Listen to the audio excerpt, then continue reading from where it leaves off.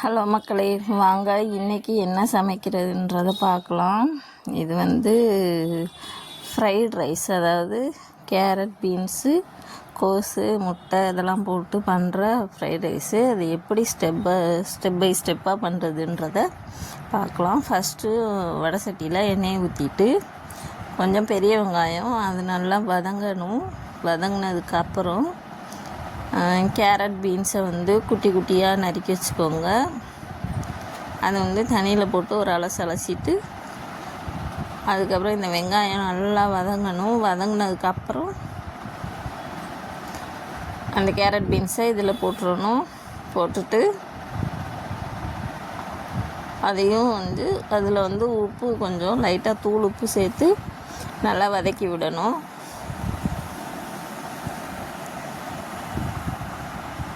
அதாவது ஸ்கூலுக்கு போகிற பிள்ளைகளுக்கு, அப்புறம் பேச்சுலர்ஸு இவங்கெல்லாம் டக்குன்னு என்ன பண்ணலாம் அப்படின்னு யோசிக்கும்போது இந்த இதை பண்ணி சாப்பிட்டா நல்லா டேஸ்ட்டாக இருக்கும். அதுவும் கடையில் சாப்பிட்ற மாதிரியே அவ்வளோ டேஸ்ட்டாக இருந்துச்சுங்க. கடையில் சாப்பிட்ற மாதிரி தான் இருந்தது.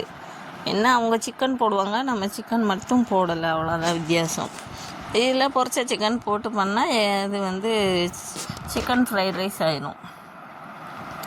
அதாவது கெமிக்கல் எதுவும் சேர்க்காம நம்ம போடுறோம். அஜினமோட்டோ இந்த மாதிரி எதுவும் சேர்க்காம பண்ணுறது அவ்வளோ டேஸ்ட்டாக இருக்கும். ஃப்ரெஷ்ஷாக பிடுங்கினா கருவேப்பிலை அதில் சேர்த்துக்கோங்க.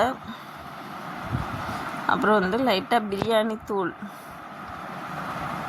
அதையும் போட்டு நல்லா வதக்கி விட்டுருங்க. அப்புறம் கொஞ்சம் மட்டன் மசாலா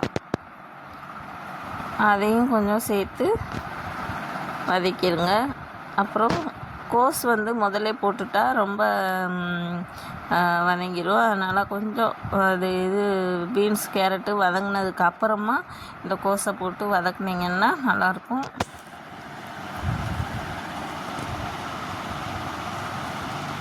அதை வதக்கிட்டு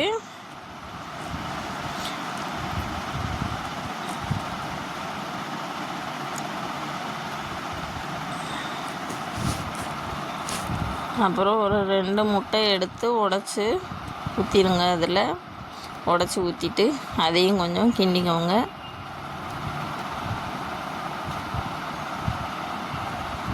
அதாவது இந்த மட்டன் மசாலா, இந்த கறி மசால் தூள் இதெல்லாம் போடும்போது நல்லா வாசனையாகவும் இருக்கும். அதோட டேஸ்ட்டும் நல்லா எடுத்து கொடுக்கும். இது கூட நம்ம தனி மிளகாய் தூள் உரப்புக்கு தகுந்த மாதிரி சேர்த்துக்கோங்க. நான் பெப்பர் தூள் போடலை இன்றைக்கி. நீங்கள் பெப்பர் இருந்துச்சுன்னா பெப்பர் தூளை உங்களுக்கு தகுந்த மாதிரி சேர்த்துக்கோங்க. அதுவும் ரொம்ப நல்லாயிருக்கும் டேஸ்ட்டில். முட்டையை தூளாக வதக்கியிருக்கக்கூடாது. அதை 1-2 வதக்குனிங்கன்னா அது கொஞ்சம் பெரிய பெரிய பீஸாக இருக்கும். அது சாப்பிடும்போது நல்லா டேஸ்ட்டாக இருக்கும். அப்புறம் சூடான சாதத்தை எடுத்து வச்சுக்கோங்க. சாதம் குழஞ்சிருக்கக்கூடாது, நல்லா விதையாக இருக்கணும். அதை எடுத்து, அதாவது நம்ம எப்பயும் வேக வைக்கிற மாதிரி தான், ரொம்ப விதையாகவும் இருக்கக்கூடாது, ரொம்பவும் குழஞ்சி போயும் இருக்கக்கூடாது. அப்படி போட்டுட்டு நல்லா அந்த சாதத்தோட இந்த காய்கறியோடு சேர்த்து இந்த சாதத்தையும் போட்டு நல்லா வதக்கி விட்டுருங்க. அப்புறம் கொத்தமல்லி தழை இருந்தால் தூவி விட்டுருங்க. இதை செஞ்சு சாப்பிட்டு பாருங்கள். பார்த்துட்டு நம்ம கமெண்ட்டில் சொல்லுங்கள் எப்படி இருக்குது என்னன்றதை. ரொம்ப டேஸ்ட்டாகவே இருந்துச்சு. நம்ம கடையில் வாங்கி சாப்பிட்றது நிறைய கெமிக்கல்லாம் சேர்த்துருப்பாங்க. அதனால அது உடம்புக்கு கெடுதி. இதில் நம்ம வீட்டுக்கு தேவையான மிளகா பொடி, இந்த பிரியாணி பவுடர் இதுதான் நம்ம சேர்த்து செய்ய போகிறோம். அது மாதிரி சட்டுன்னு செஞ்சிடலாம். இதை நம்ம நறுக்கி வச்சிட்டோம்னா சட்டுன்னே செஞ்சிடலாம். எல்லோரும் இந்த மாதிரி ஒரு தடவை ட்ரை பண்ணி பாருங்கள், சரியா?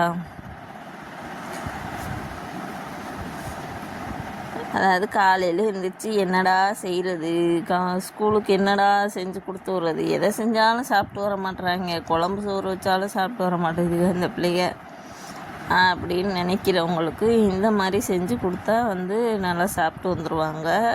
எங்கள் வீட்டில் எப்பயுமே லெமன் ரைஸு, புளி சாதம் இந்த மாதிரி சாதங்கள் தான் பிள்ளைங்க விரும்பி சாப்பிடுதுங்க. நம்ம குழம்பு சாதம்லாம் சாப்பிட்டு வர மாட்டுறாங்க, அப்படியே கொண்டு வந்துடுறாங்க. அதுவே நம்மளுக்கு ரொம்ப கஷ்டமாக இருக்குது, சாப்பிடாம இந்த பிள்ளைங்க வந்துடுதுகளேன்னு. அதனால் இந்த மாதிரி சாப்பாடாக செஞ்சு கொடுத்து பாருங்கள். உங்கள் வீட்லேயும் பிள்ளைங்க சாப்பிட்லைன்னா சாப்பிடுவாங்க.